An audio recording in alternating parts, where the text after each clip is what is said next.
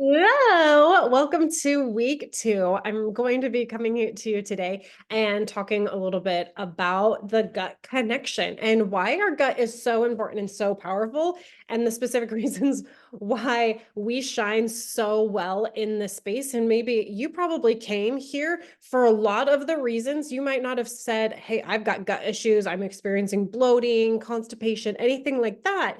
However, you probably came here not realizing what you're struggling with is actually underlying gut issues. So I'm going to talk about a few of the areas that the gut is huge in and how that applies and how we can help support it in healing and the results that you're going to end up seeing. Okay, so the three big things that I want to discuss today are going to be cravings, specifically looking at sugar cravings. Your mood is the next piece, and then immune system is going to be that third piece. So you might be sitting there thinking, it's normal to crave sugar. I crave sugar all the time. There's all of those little cute little sayings and stuff going around that's like, it's normal. It's not normal, actually. That is a sign that your digestive system is out of whack and you're actually dealing with more of like the good and the bad situation. So I want you to go, I'm going to challenge you, go Google sugar cravings and candida overgrowth, and you're going to see the connection of the why you're having those sugar cravings and how there's an imbalance basically happening in your gut. You have a candida overgrowth, which is a yeast, and that's making you crave those sugars. And so when we really help repopulate your digestive system with the good, help rid the bad, and really specifically that yeast overgrowth, you're going to see a decrease in those overall sugar cravings over time. It's not going to be necessarily a super quick thing. Over time, you'll start to see that change. I will say at the very, very beginning, when you're first starting to heal, you might have a small increase in those cravings, because as it starts to die off, it's going to say, hey, I want you to feed me because I'm dying, feed me, feed me. And that might be a slight increase in those cravings. But after we get through that process, you're going to have less of a craving. And I can personally speak to this. I used to be very addicted to sugar. It was a part of every single meal that I had. Every meal had to have some kind of dessert afterwards because I was so addicted to sugar. And so once I started getting my gut in a healthier place, my blood sugar more under control, those cravings started to slowly lessen and lessen and lessen. And I want you to think about how over time this is going to be a game changer for you. What would your life look like if you weren't addicted to sugars and carbs? How is your digestion going to be? How is your weight going to look when you don't have those cravings? What's your mood going to be like? Do you think you're going to be a happier person, have more stable mood and energy if you're not a prisoner to those food cravings? The answer is it's going to blow your mind. Okay, so we just talked about sugar cravings. The next one is mood. Here's another fun thing to Google. Google gut health, or you can Google gut health and mood, but you can also Google gut brain connection, because that will blow your mind as well. So 90% of your serotonin is produced in your gut, and serotonin is your happy hormone.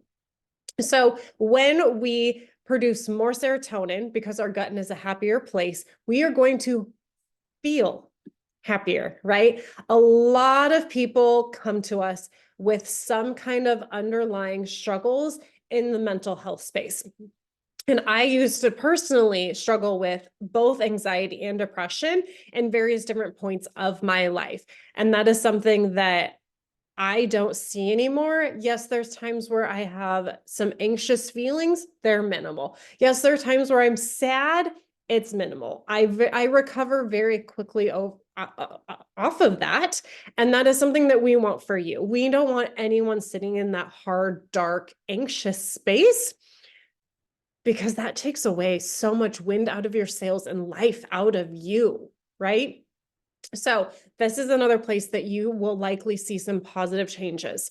The third place, the immune system. So when people have a weak immune system, they get sick more often than not. They also, when they get sick, they might hang on to it longer. So 70% of our immune cells lie in our gut. So once again, if our gut is unhealthy, unbalanced, we're more likely to have a weak immune system and experiencing getting sick more often. Once again, another thing that I used to experience, I just was always the sick person, really. If there was something going around, you betcha I got it. And I would try and fight it, but there was only so much that I can do. So when you start supporting your gut, you're likely to have healthier, more healthy days than sick days. And something here that's key is if you don't really think about it, you probably have no idea, but being sick is costing us money. It costs us a lot of money. We have to take off time off work. We're buying things to help us feel better. If our kids get sick, once again, we have to take time off work. So this is something where it's not just about us, but is our family sick? Are we losing money because we're not supporting their bodies as well? And making sure you are putting the right quality supplements inside your body, your family's body, is going to save you money in the long run. And it's going to lead to, look at all these different things we're talking about, a healthier, happier you and them. All very, very, very important. So now that we're into week 3, if you're feeling good, we want you to go ahead and increase to 2 ProBio 5 at night if you have not yet. If you're feeling good, what does that look like? You're not going to be like bloated, run down, exhausted, anything like that. We're not in a heavy detoxing state right now. You're going to be feeling good. One thing too is, how often are you eliminating? We want to make sure you're eliminating having a bowel movement 2 to 3 times a day is going to be that ideal number. If you're not there yet, we might need to be increasing our ProBio 5 or our Bio Cleanse a little bit to make sure that we are seeing those good, healthy, regular bowel movements. Regular and normal is 2 to 3 times a day, but we also want to look at the consistency. And I think we all know what a healthy, good looking bowel movement looks like.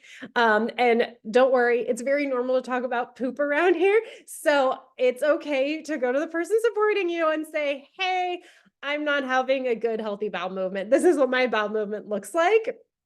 And they can help support you through that.